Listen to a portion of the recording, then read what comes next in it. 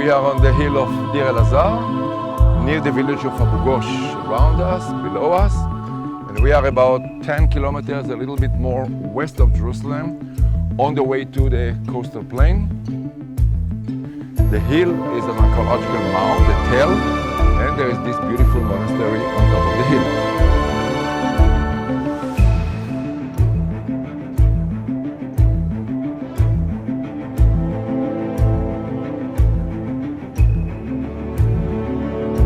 There is a broad understanding among biblical scholars and archaeologists that this is the location of the biblical site of Kiriath-Jearim.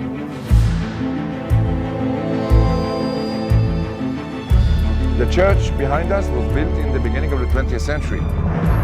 It is built over a Byzantine church and monastery. You can still see the remains there. We also need to think about this site as a commanding place, located in a very strategic spot. The view opens to the west all the way to the Mediterranean.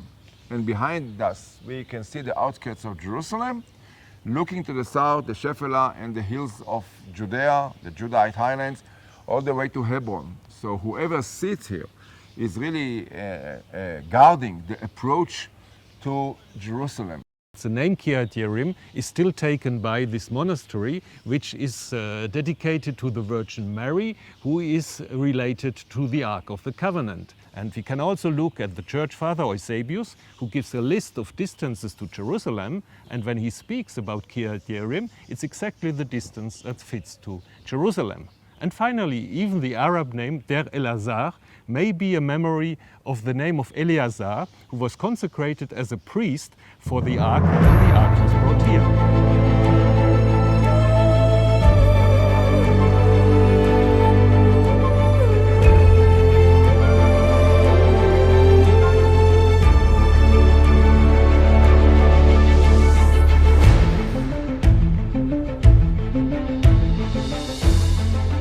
The Ark Narrative is related in the books of Samuel, and according to this story, in the beginning the Ark was in Shiloh, in the sanctuary of Shiloh, which is in the north of Israel, and then it was captured by the Philistines during a war with the Israelites. The Philistines brought it to the temple of Dagon in Ashdod, but there the Ark destroyed the god Dagon, the statue of the god Dagon. And then they brought it to other Philistine cities, but still the Ark always did a lot of plagues, and finally the Philistines decided to bring it back to Israel. From there it came first to Beit Shemesh, and from Beit Shemesh here to Kiriath-Jearim. There's another story telling then that David would have taken the Ark from here to bring it to Jerusalem, but this is probably a later story. So the interesting thing is that the Ark was not brought back to Shiloh. Everybody would have expected that. It was brought here to Kiriath-Jearim. So that means this place is special in relation to the Ark. And the story was probably told to show the importance of the place. And why was this place so important?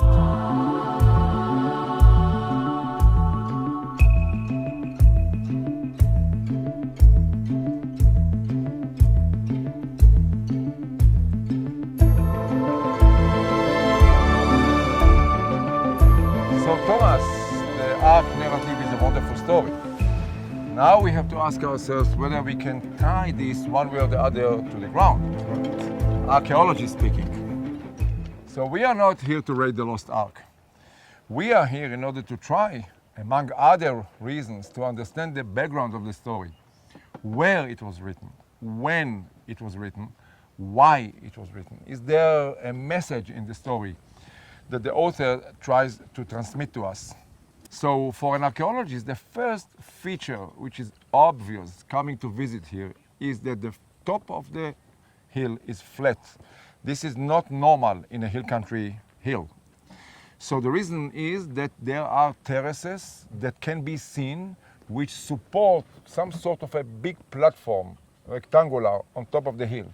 In fact, we see one of them behind us, 100 meters long, 6-7 meters high, going exactly north-south. And we see a feature like this also in the west on the other side. And we can identify the other side. So we have a rectangular platform elevated on top of the hill. So we see it on the ground. We see it in air pictures taken in the beginning of the 20th century by German pilots during World War I. And we see it in a model that we created by flying a drone and creating an elevated model. So there is no question that there is some sort of a flat platform on top of the hill. The next step, from the archaeology point of view, is to cut into the terrace and see whether there are indeed big walls in the terrace. So we have cut into the terraces, and indeed, look at it. We have a very big wall here, 3 meters wide, well standing, built of big boulders, inside 3 meters high, based on bedrock. So this is the wall which creates that platform on the summit of the hill. Now, archaeology is all about dating. So we need to date the walls in order to reach a conclusion which may connect us to history. So we cannot use the usual methods of dating here because of erosion. We do not have floors reaching the inside of the big walls over there with the context of pottery and the samples for radiocarbon dating, things like this. But there is another method which is highly sophisticated, modern one, that can provide us with a date, and this is OSL, optical stimulated luminescence. To make a long story short, this is a method which gives you the time passed since particles of quartz were buried in the ground, losing energy that were loaded into them by sun rays, in a simple way to explain this. The next thing to do is to take samples for OSL dating. And see what's, yeah. So for instance, we can take a sample from here, yeah. for the old part, and then we can take a sample from here, for instance, for the reparation part. Yeah. So, and we need to take this out in order to have a full picture of the wall, so that we can prepare a 3D model in order to present it when we publish the results and say this is what we think. And we took 10 samples, and we have the results now. The most important results, of course, are for the beginning, or the construction of the big walls. And the earliest date fall between 1150 and 750 BC. Now, this is in the Iron Age, but it's not good enough. Why is that? Because the uncertainty is big. We need to diminish it. And we can do this by connecting the results of the OSL with the settlement history of the site, because one cannot expect walls like this to have been constructed in a period when the site did not prosper. So incorporating this kind of information, I think that we can solidly say that the walls were constructed in the first half of the 8th century, between around 800 and 750 BC. Now, Thomas, the question is who did it? Yeah. It's like in a crime scene. Who did it? And we have 3 candidates, basically. Judah on the right, Assyria in the background, and Israel on the left.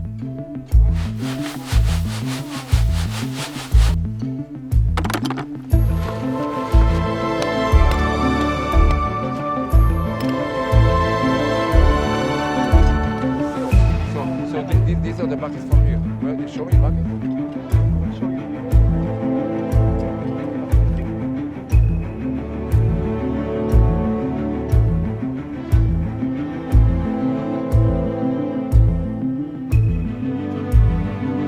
If you do it like in a crime scene, I think we start with the less probable candidate, and the less probable candidate is clearly Judah. Because in that time, Judah has no manpower to do it. Jerusalem is too small. There's no possibility to imagine that Judahite could construct such a wall. The Assyrians, yeah, of course, they were strong, but it's a little too early for them because they came to the south much later, 705, 701, so it's not a possibility neither. So remains only Israel, the north. And then the question is, of course, it's quite close to Jerusalem, but if you look on the platform, I think we can do some comparisons with the situation in the north. So the fact of the matter is that platforms like this are known in the entire region only in the territory of the Northern Kingdom. So we have even Samaria, the capital, and Jezreel, which was a stronghold in the Jezreel Valley. Then we have 2 fortresses that had been built by the Northern Kingdom in Moab, also with elevated platforms. So this should not come as a surprise that we are here with a structure that was put in place by the Northern Kingdom in the first half of the 8th century.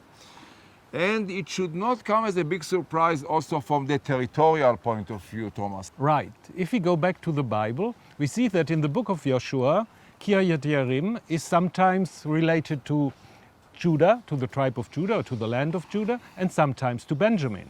And in the oldest texts, it's probably Benjamin. And Benjamin is part of the north. So we have here clearly a border situation. And we also have evidence in the second book of Kings of the battle of Beth-Shemesh.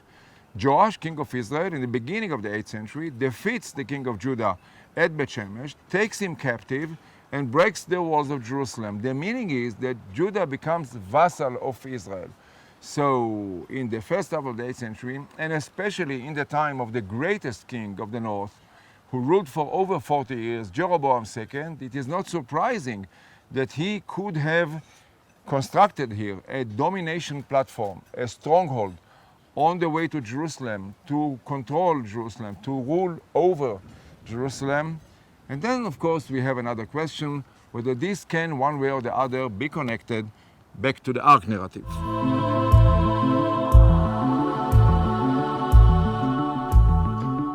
If we take the Ark and place the story of the Ark in the 8th century, that makes perfectly sense. It's probably a northern story because it starts in Shiloh and it tells us how the Ark arrives here in this place. And in the time of Jeroboam II, that makes perfectly sense. What we have seen in archaeology is that probably here is an important place for fortification, for hosting a sanctuary. The Bible wants us to believe that it was just a storage place for the Ark for very few time, but archaeology can show us, and biblical criticism also, that the Ark was standing here much longer and that this place at the end is much more important for the understanding of the Ark and the Ark narrative. And the site at the Ark narrative tells us also something which is beyond Kiriath-Jearim, about the Northern Kingdom, its ideology, relationship with the South, with Judah.